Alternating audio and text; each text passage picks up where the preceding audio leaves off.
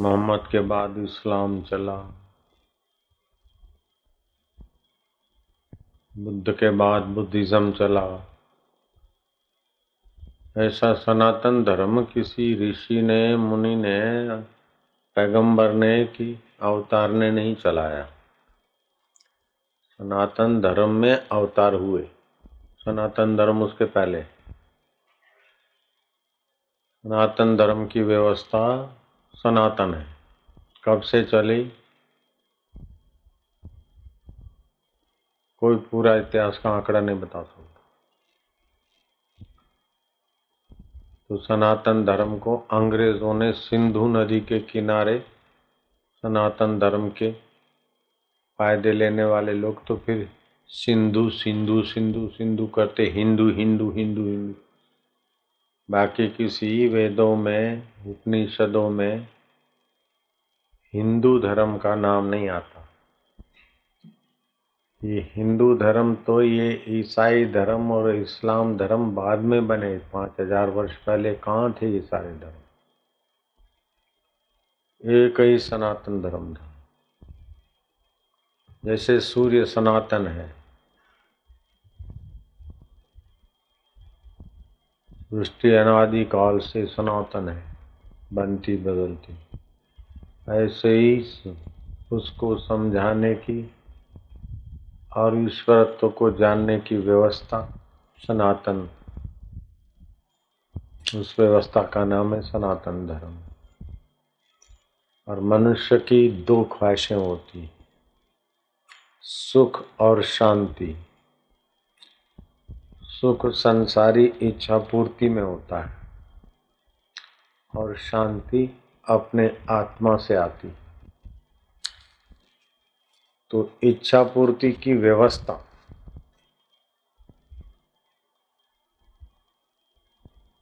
जो सचमुच में सुख देने वाली हो, ऐसी इच्छा पूर्ति की व्यवस्था का मार्गदर्शन दिया वेदों में।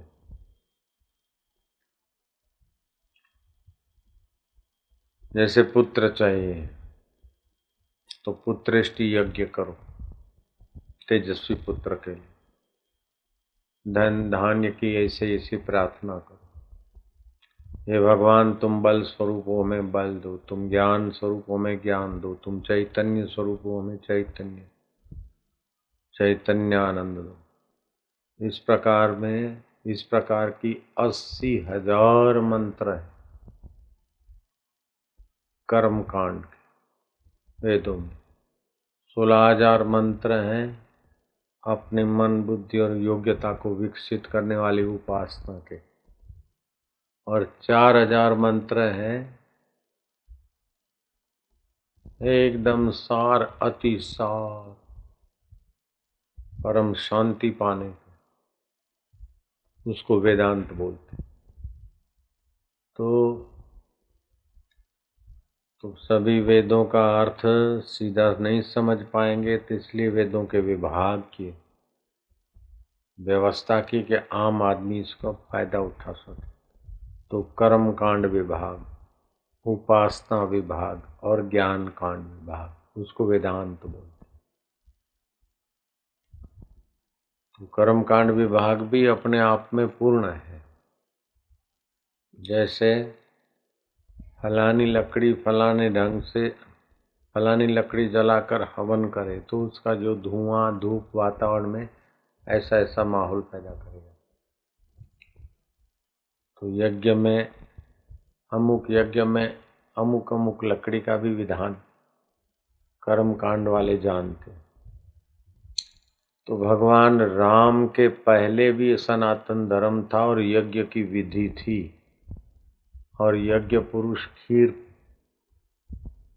लेकर प्रकट हुए, ये दुनिया जानती।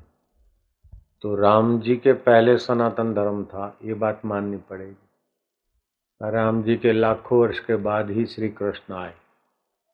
तो ये सनातन धर्म की स्थान, सनातन धर्म न राम जी ने चलाया, न कृष्ण जी ने चलाया, न शिव जी ने चलाया। अनादिकाल से शिव जी की खबर, राम जी की खबर, कृष्ण जी की खबर देने वाली व्यवस्था सनातन धर्म है। कृष्ण आए, राम जी आए, उसके पहले राम नाम की महिमा वेदों में मिलती है। कृष्ण शब्द वेदों में पहले से ही है। कर्षति आकर्षति थी कृष्ण, जो कर्षित कर दे, आकर्षित कर दे, आनंदित कर दे, उस चिद घन चैतन्य का नाम कृष्ण। राधा धारा, उल्टा दो तो धारा।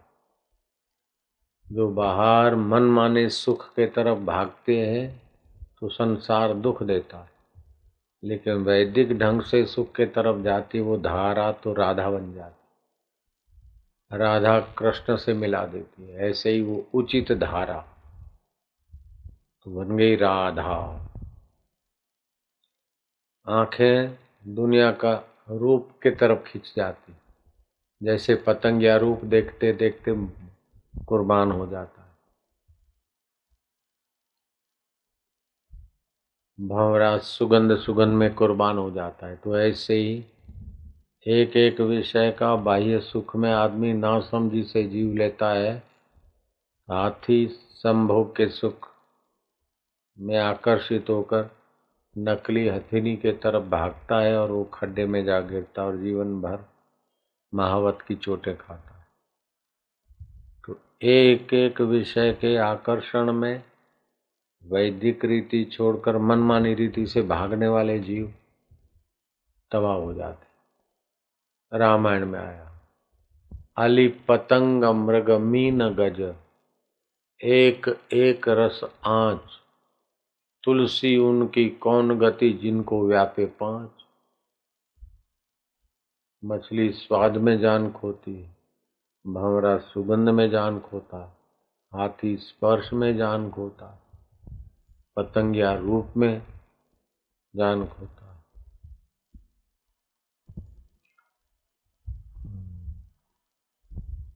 रूप रस गंध स्पर्श ये सब विकार संयत होकर उसका उपयोग करें, ये रीति बताई कर्म कांड विभाग।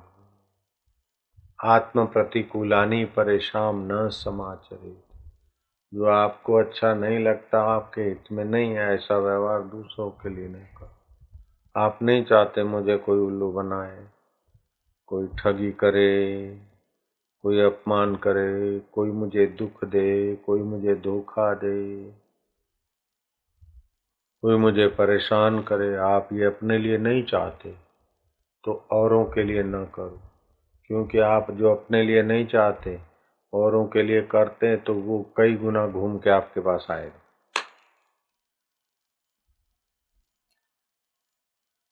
ये विदुर नीति का और शास्त्र का वचन, जीसस 17 साल भारत में रहे और शास्त्रों का ज्ञान लिया और उन्होंने जाकर विदेश में कहा, do not do unto others, ये करके बाइबल में आई है बात। ये अपने प्रथम राष्ट्रपति राजेंद्र बाबू ने कहा कि हमारे ग्रंथों में महाभारत आदि में विदुर नीति में जो 5000 वर्ष पहले हमको मिलता है वो 2500 वर्ष वही वचन बाइबल में लिया जाता आता। गीता में आता सर्वधर्मान परित्यज्य मामेकं शरणं व्रज, वही फिर बाइबल में आता है कि तू शब्द मेरी शरण आ जाओ तो मैं तुम्हें तार लूँ। तो और जो भी धर्म है व्यक्ति के द्वारा शुरू हुए, तो व्यक्ति की मति के द्वारा शुरू हुए तो वो मत हो गए। मत में मतांतर होता है।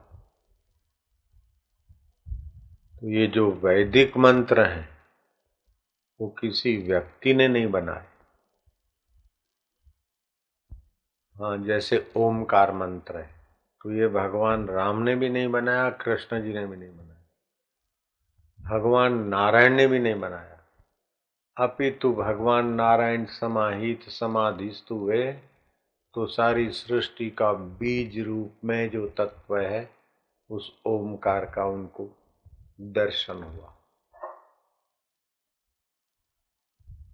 से गायत्री मंत्र की महत्ता की खोज की विश्वामित्र ऋषि। अभी कोई भी मंत्र जपेगा क्या, अथ गायत्री मंत्र विश्वामित्र ऋषि ही गायत्री छंद सूर्य देवता अमुक कार्य सिद्धि अर्थे जपे विनियोग, ऐसा है। आप जो मंत्र जपते तो उसका देवता कौन है, ऋषि कौन है, उसका क्लिक क्या है, और उसको जपते आप किस लिए, ये संकल्प करके जपा जाता है।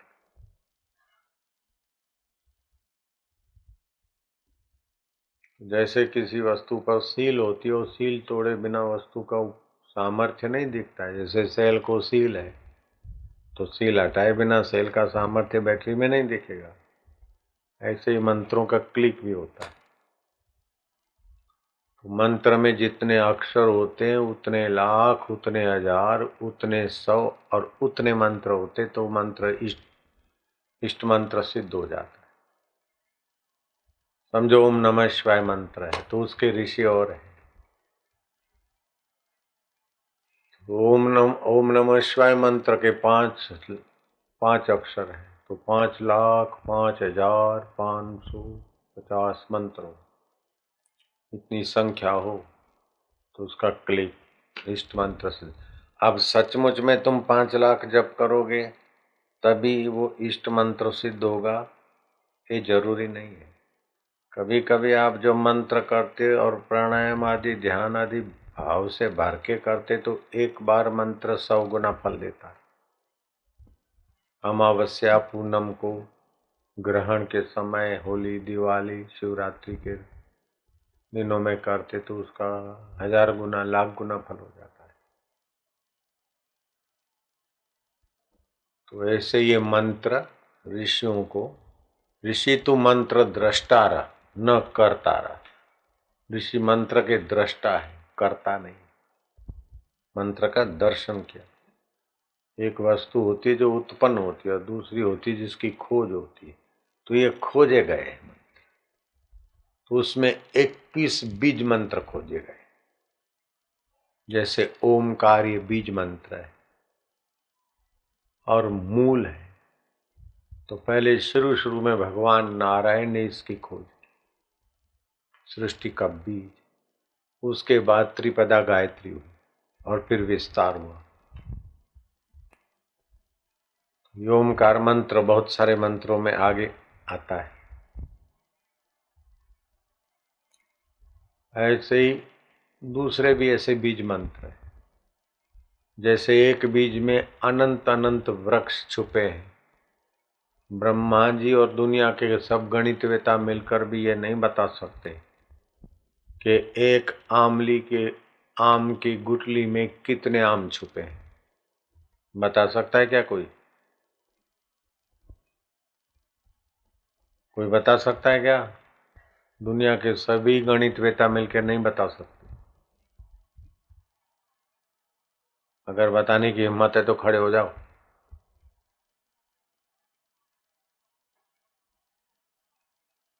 किसी को बताने की हिम्मत है तो खड़े हो जाओ।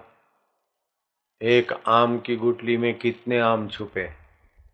क्योंकि एक आम की गुठली से आम हुआ, फिर उस सारे आमों की गुठलियां बोधो तो कितने आम, फिर उनकी गुठलियां बोधो कितने आम, कितने कितने कितने बोलो कितने होंगे, कहाँ जाके रुकेगा? ब्रह्मा जी भी नहीं बता सकते। ऐसी प्रजनन शक्ति, संवर्धन शक्ति सभी वस्तुओं में देने वाला कौन है? वो अज्ञात परमात्मा, जो इंद्रियों से नहीं दिखता, लेकिन इंद्रियां जिसकी सत्ता के बिना देख नहीं सकती। आंखों से वो दिखेगा नहीं। कृष्ण के आकृति मूर्ति आंखों से दिखेगी, कृष्ण का विग्रह आंखों से देखेगा, लेकिन श्री कृष्ण जिससे कृष्ण है वो आंखों से नहीं दिखेगा। ऐसे बापू का शरीर दिखेगा, बापू जिससे बापू है वो नहीं दिखेगा। ऐसे ही आपका शरीर दिखेगा और बेवकूफी से मानते हैं कि हम फलाने हैं, हम फलाने हैं। अगर आप फलाने हैं तो मर जाता है तो वो तो फलाना तो वहां पड़ा रहता है। और आप दिखते हैं क्या? मरने के बाद निकले दिखने चाहिए ना, नहीं दिखते। बोलो, विज्ञानी भी इसमें विफल हो गए। एयर टाइट बक्से में मरने वाले को रखा, तभी भी दिखा नहीं, मर गया लेकिन दिखा नहीं। तो आप सचमुच में मरने वाली चीज नहीं, जो मरता है वो शरीर मरता है। ऐसे दुखी होने वाली चीज भी आप नहीं है, जो दुखी होता है वो मन होता है। ऐसे बीमार होने वाली चीज भी आप नहीं है, जो बीमार होता है वो शरीर होता है। लेकिन ऐसा दिव्य ज्ञान मिलता नहीं है। शरीर की बीमारी मेरी बीमारी मान के बीमारी गहरी कर रहे हैं, मन के दुख को मेरा दुख मान के दुख गहरा कर रहे हैं। और दुख मिटाने के लिए भटक भटक के जिंदगियां पूरी हो गई, दुख मिटता नहीं। क्योंकि जहां दुख छूता नहीं उधर का ज्ञान नहीं है, और जहां दुख बिना, सुख दुख के बिना और कुछ नहीं है, वहीं उलझ गए। तो खूब तपस्या करके भी दुख नहीं मिटेगा। तपस्या करके मन एकाग्र होगा, मनोवांछित वस्तु मिल जाएगी, लेकिन वो वस्तु मिटेगी ना। बोले बस एक ही चाहता हूं, भगवान मेरे को छोड़ के चली गई, बस मेरे को वही मिले। भगवान ने कृपा की, दूसरे जन्म में वही पत्नी मिली। तो क्या वो बीमार नहीं होगी, लड़ेगी नहीं, मरेगी नहीं? बताओ। हम जन्म जन्म में मिलते रहे तो दूसरे जन्म में मिले तो बिछड़ोगे नहीं, बीमार नहीं हो। अपने आत्मदेव को जानते नहीं और ये मिले वो मिले, ऐसा रहे, ऐसा करूं ऐसा करूं, इसी अज्ञानता से मारे मारे परेशान। फिर आरती वाले आरती करते, नमाज वाले नमाज करते, पूजा वाले पूजा करते, सब करते रहो। कबीर जी ने ऐसे लोगों पर कृपा करके कहा कि भटक मुआ भेदू बिना। ये सच्चे सुख और पूर्ण ज्ञान को जानने वाले गुरु के बिना सारा संसार भटक रहा है। भटक मुआ भेदू बिना, पावे कौन उपाय, खोजत खोजत युग गए। सदा सुखी रहने के लिए तो मजूरी कर रहे हैं, सदा सुख को ही तो खोज रहे हैं, और क्या है? सुबह से शाम तक, जीवन से मौत तक क्या कर रहे हैं? जहां दुख और परेशानी है उठ चल दिया, जहां सुख का लगा वहां गए, लेकिन सुख टिकता ही नहीं। सुख के लिए ही सारे जीव भटक रहे और सुख टिका नहीं। शादी करूंगा तो सुखी होऊंगा, बेटा आएगा तो सुखी होऊंगा, प्रमोशन होगा तो सुखी होऊंगा, फलाना होगा तो सुखी होऊंगा। अंत में बुढ़ापे में पूछो ये सब हुआ क्या हाल है? बोले संसार में सार नहीं है। अभी पता चला। जवानी में तो बड़े बड़े तरंगों पे नाच रहे थे कि मैं डॉक्टर बन जाऊंगा, मैं चीफ इंजीनियर बन जाऊं, मैं चीफ सेक्रेटरी बन जाऊं। अब बन गए, फिर क्या? तो जो बनेगा वो बिगड़ेगा तो सही ना। कुछ भी बनोगे तो बिगड़ेगा। तो एक होता है होना, बनना, जो बनेगा वो बिगड़ेगा। और दूसरा है जानना, तो जानेगा तो तरेगा, बनेगा तो बिगड़ेगा। तो तुम कौन हो उसको जान लो बस। नानक जी ने कहा मन तू ज्योति स्वरूप अपना मूल पीछा। रमन महर्षि कहते थे अपने को जान लो। तो अपने को तो जानने में रुचि नहीं है, और जो अपन नहीं है उस शरीर के नाम में, रूप में, संबंध में पुरानी आदत के अनुसार भटक रहे। आदत का सुख मिल जाता है, कल्पना का सुख मिल जाता है। जैसे कुत्ता को कल्पना होती है हड्डी चबाकर अपने मसूड़ों का सुख ले रहा है, ऐसे ही संभोग करके ये मिले वो मिले, हाँ हाँ मजा आ गया, तो मजा आ गया तो अपनी शक्ति हरास हुआ, वही मजा आया कि और कोई आया? अगर पति पत्नी में मजा छुपा रहता तो बाद में क्यों एक दूसरे से उगते? ऐसे ही खाने में ये फलानी चीज मिले, मजा आया मजा आया। अगर वो वस्तु में मजा होती तो दुकानदार काय को बेचता? दुकानदार को बेचने में मजा आ रहा है, तुम्हारे को लेने में मजा आ रहा है। लेकिन वो मजा आया गया, आया गया, आया गया। शराबी बोलता है शराब में मजा आता है, कि शराब में मजा तो आनंद होता तो बोतलें नाच उठती। लेकिन वो शराब बेचने वाला बोलता है देखा तो मजा आया, लेने वाला लेता है तो मजा आया, पीने वाला पीता है तो मजा आया। अपनी कल्पना के सिवाय मजा बताओ, उसमें तो कड़वी कड़वी होती है, कहाँ मजा। तो सब कल्पना कल्पना में मजे मजे मजे मजे में अपने आप को खर्च खर्च के थक के मर जाते। मरने के बाद राजा नृग क्रिकेट हो गया, राजा आज मिथिला नरेश अजगर हो गया।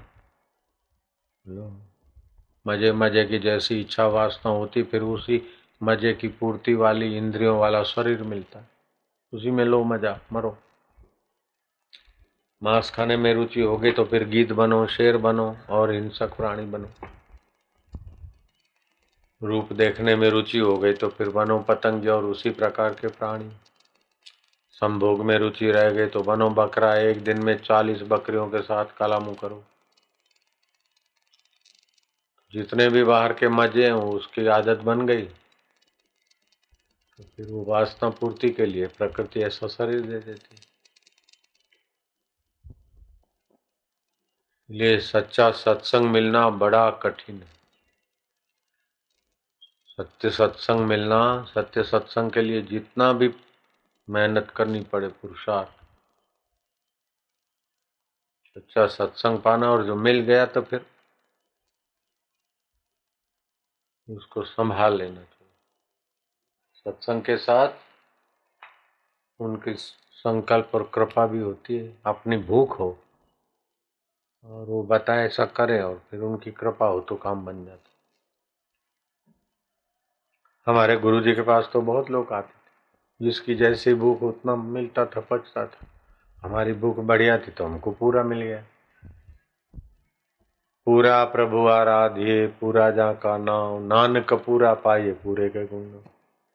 पूर्ण सुख चाहिए, पूर्ण ज्ञान चाहिए, पूर्ण जीवन चाहिए। ऐसी दृढ़ता बनानी चाहिए।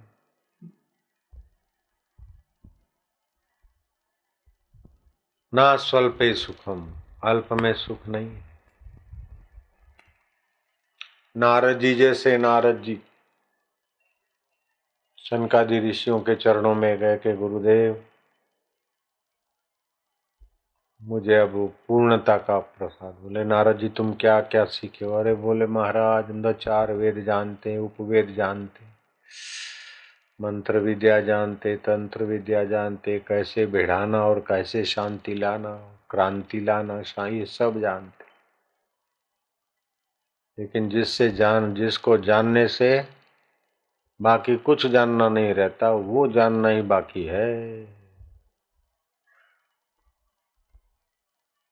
वेद कहता है कि उस परमात्मा तत्व को जानोगे तभी शोक से पार हो जाओगे।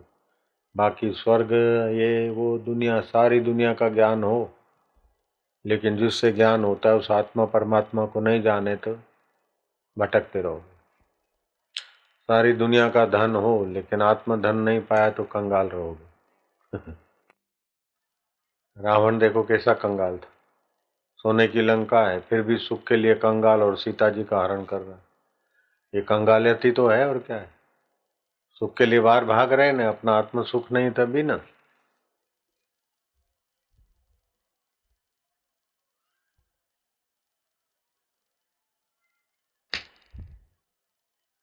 तो राम और रावण ये दोनों, रावण क्या है कि बाहर से सुख और संतोष खोजने की दिशा का प्रतीक है रावण, और अपने आप में तृप्त रहकर बाहर की वस्तु का परहित और सदुपयोग करने का प्रतीक है राम जी।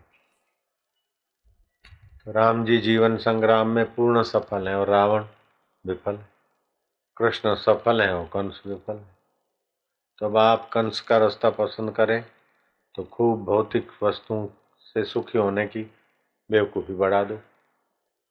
जितना भौतिक वस्तु से सुखी होने को दौड़ते हैं उतने ही लोग विदेश में दुखी है। झाड़ू लगाने वाले को रोज के 4,000 रुपये मिलते, फिर भी दुखी है। 1,00,000 1,50,000 रुपये पगार है झाड़ू बुहारी वालों का। होटल में चाय देने वालों का 2 लाख रुपये पगार, 1,50,000 2 लाख। डिनर विनर खिलाना और थोड़ा ठीक ठाक देखभाल करना, 6-6 लाख रुपये महीने का पगार। ऐसे लोग हैं और दुखी हैं। वाइन पीते। वाइन सुख सुख सुखी आदमी पिएगा क्या? सुख के लिए वाइन पिएंगे कि दुख के लिए पिएंगे?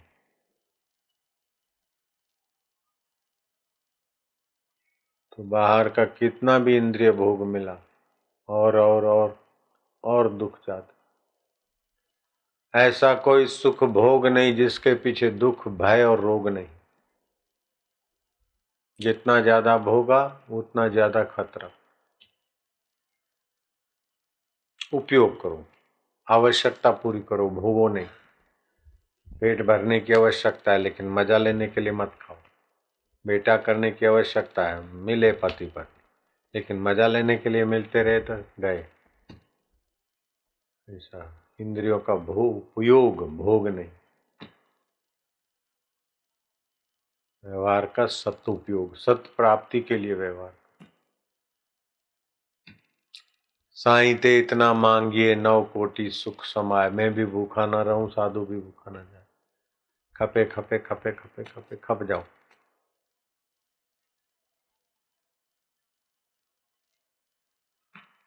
गोरखनाथ ने कहा, एक भूला दूजा भूला, भूला सब संसार, विण भूला एक गोरखा जिसको गुरु का आधार। गुरु माना जो लघु जीवन, लघु आकर्षण से ऊपर उठा दे, वो गुरु। ऐसे गुरु का आधार जिसको मिल गया, उतर गया। एक भूला दूजा भूला, भूला सब संसार, बिन भूला एक गोरखा जिसको गुरु का आधार। गुरु का मतलब ये नहीं कि कान फूंक दिया, अला बांधू बला बांधू। जो लघु आकर्षण से, लघु जन्मों से, लघु मति से ऊपर उठा दे। गुमाना अंधकार, रूमाना प्रकाश, अपने आत्मा परमात्मा का प्रकाश करा दे। अपने और ईश्वर के बीच में जो नासमझी है वो मिटा दे, उसको बोलते गुरु।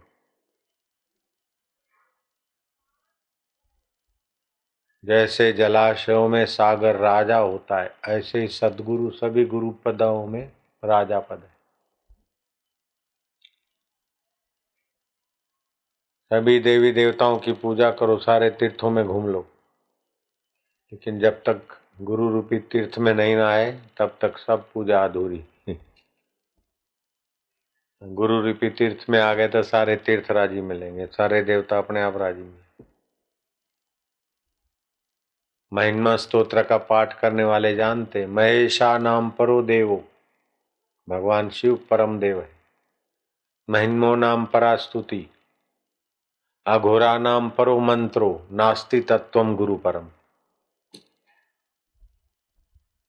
गुरु से बढ़कर कोई तत्व नहीं है। बोलो,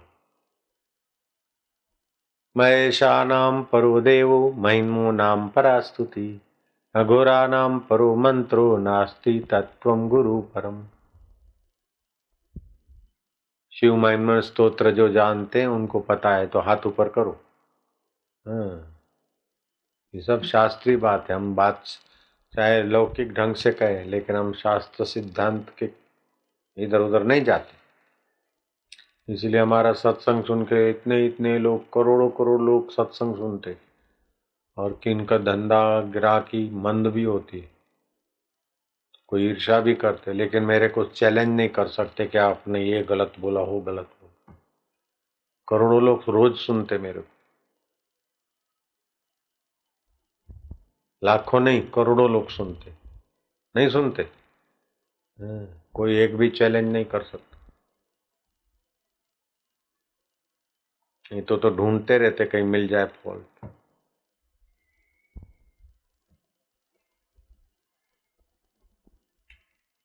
शास्त्र का हो और अपना गुरु की कृपा का अनुभव मिला हो, बस राम कृष्ण देव को बड़े बड़े विद्वान लोग मिलने आते और ऐसे प्रश्न करते, रामकृष्ण देव उत्तर देते और उनको संतोष हो जाता। और पढ़े नहीं थे खास, अनुभव था बस। हम पढ़ लिख के भाषण करें तो न जाने कितने लोग रोज मेरे को बोले ये नहीं, ये गलत है, ये गलत।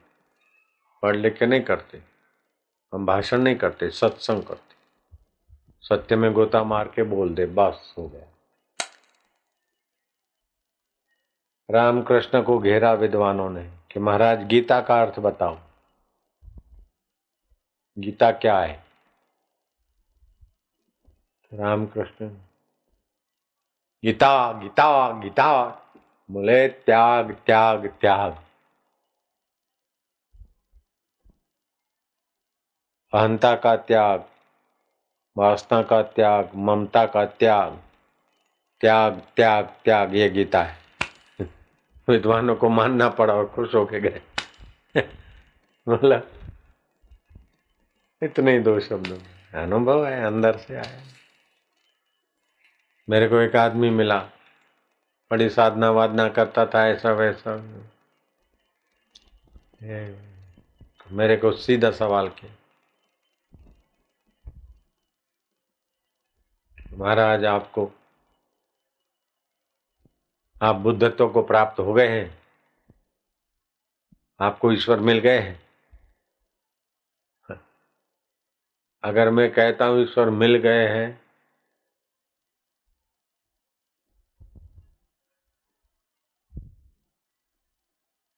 तो ये बात झूठी पड़ती। अगर कहता हूं नहीं मिले हैं तो भी बात झूठी पड़ती। तो क्या बोलना है? अरे मैं क्या, इसका उत्तर मौन है। वो चुप हो गया।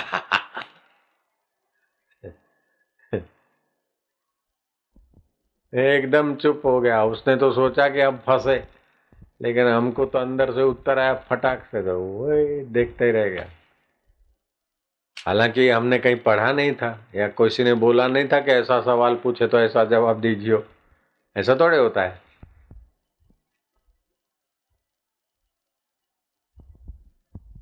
ईश्वर मिला तो मतलब पहले नहीं था, अब मिला है। तो जो मिला है वो तो बिछड़ जाएगा। जो वस्तु मिलती है तो नश्वर होती है। ईश्वर मिला कैसे बोले?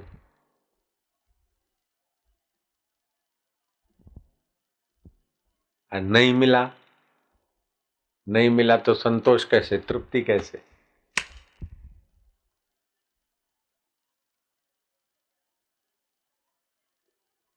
नहीं मिला ये झूठ है, और मिला बोलना भी आस्ती भी नहीं, नास्ती भी नहीं, नहीं भी नहीं, हाँ भी नहीं। पायो कहे सो बावरा, जो बोलता है मुझे ईश्वर मिल गया वो बावरा है। पायो कहे सो बावरा, खोया कहे सो कूर, पायो खोयो कुछ नहीं, नित्य एक रस भरपूर। जो भरपूर था, तो अर्जुन ने भी ऐसा कहा, ईश्वर मिला अर्जुन नहीं बोले, नष्टो मोह स्मृति लब्धवा, ना समझी मिट्टी और स्मृति हो गई बस। ईश्वर मिलेंगे क्या? बिछड़े हैं तो मिलेंगे। मिलना उससे होता है जो बिछड़ा है। ईश्वर बिछड़े ही नहीं थे, पहले भी थे, अभी उसकी स्मृति आई बस। वो पहले थे, अभी हैं, बाद में रहेंगे, अभी ये स्मृति आई। तो ऐसे ही जिनको ईश्वर नहीं मिला है उनसे भी ईश्वर तो मिला हुआ है, लेकिन उनको पता नहीं है। और जिनको ईश्वर मिला है, ब्रह्मज्ञानी गुरु है, उनको पता चल गया बस। जो अभी संसार में भटक रहे हैं उनसे भी ईश्वर तो मिला है, लेकिन उनको पता नहीं। और जो अपने आप में तृप्त हैं उनसे भी वैसे ही मिला है, लेकिन उनको पता है, इसलिए तृप्त है। संतुष्ट सततम योगी यतात्मा दृढ़ निश्चया, मयि अर्पित मनोबुद्धि यो मद भक्त सब मेरे मैं प्रिय। ईश्वर को तो प्रेम करते भगत, लेकिन ईश्वर जिसे प्रेम करे वह महापुरुष। मयि अर्पिता मनोबुद्धि यो मद भक्त समय प्रिय। ईश्वर में मन बुद्धि विलय हो गया, फिर वो मन बुद्धि दिखेगा वैसा, लेकिन ईश्वर में विलय होकर आया तो ऐसा दिखेगा। जैसे पारस को छूकर फिर लोहे की पुतली आई तो उसको जंग लगेगा क्या? ऐसे ही एक बार ईश्वरत्व में मिल गए फिर मन बुद्धि तो रहेगा ही, व्यवहार तो करेंगे, लेकिन निर्लेप हो जाएगा। ब्रह्मज्ञानी सदा निर्लेपा। ऐसा नहीं कि पूनम के दिन निर्लेपा, हरिद्वार में निर्लेपा। ब्रह्मज्ञानी सदा निर्लेपा, जैसे जल में कमल अलेपा। बहुत ऊंची बात है, इसको सुनना भी हजारों गौदान करने का फल हो जाता है, सारे तीर्थ करने का फल हो जाता है। ये तत्व ज्ञान ऐसा ऊंचा है, सुनना भी। स्नातम तेन सर्व तीर्थम, उसने सारे तीर्थों में नहा लिया जो उसने ऐसा परमात्मा तत्व का विचार किया। दातम तेन सर्वदानम, उसने सब कुछ दान दे दिया जिसने इस तत्व को समझाया अच्छी तरह से। कृतम तेन सर्व यज्ञम, उसके द्वारा सारे यज्ञ हो गए। ये न क्षणम मन ब्रह्म विचारे स्थिरम कृत्वा, एक क्षण के लिए ब्रह्म परमात्मा में अपना विचार स्थिर कर दिया, उसने सारे तीर्थ कर लिए, सारे यज्ञ कर लिए, सारे पितरों का तर्पण कर लिया। ऐसा ये ऊंचा पद है। नजरों से वे निहाल हो जाते हैं जो ब्रह्मवेताओं की नजरों में आ जाते। ब्रह्मज्ञानी की दृष्टि अमृत वर्षी। तो नारद जी ने कहा तो फिर वो कैसा होता है जिसको भक्ति रस। भक्ति का ऐसा मतलब नहीं कि सारी जिंदगी झांझ बजाते रहना। भक्ति का सही अर्थ यह है कि परमात्मा सत्ता से विभक्त न हो, उसी का नाम भक्त होता है। सीताराम सीताराम की चादर ओढ़ लिए और बुंदू बुंदू बन गए भगत भगत भगत। अरे वो तो बेचारा भगत है, सचमुच में वो बेचारा भगत है। सच्चा भगत बेचारा होता है? बोलो, भक्त कहीं बेचारा होगा? बेचारा तो लाचार आदमी है, वो बेचारा होता है। भगत जगत को ठगत है, भगत को ठगे न कोई। एक बार जो भक्त ठगे तो अखंड यज्ञ फल होई, ऐसा भक्त होता है। भगत को क्या समझते? भक्त तो ज्ञानी ही होता है, ईश्वर पाया, ईश्वर प्राप्ति वाला पुरुष ही भक्त होता है। बाकी सब भक्त अभ्यासी है। भक्त अभ्यासी भी भक्त माने जाते। पूर्ण भक्त तो वो होता है। पूर्ण गुरु कृपा मिली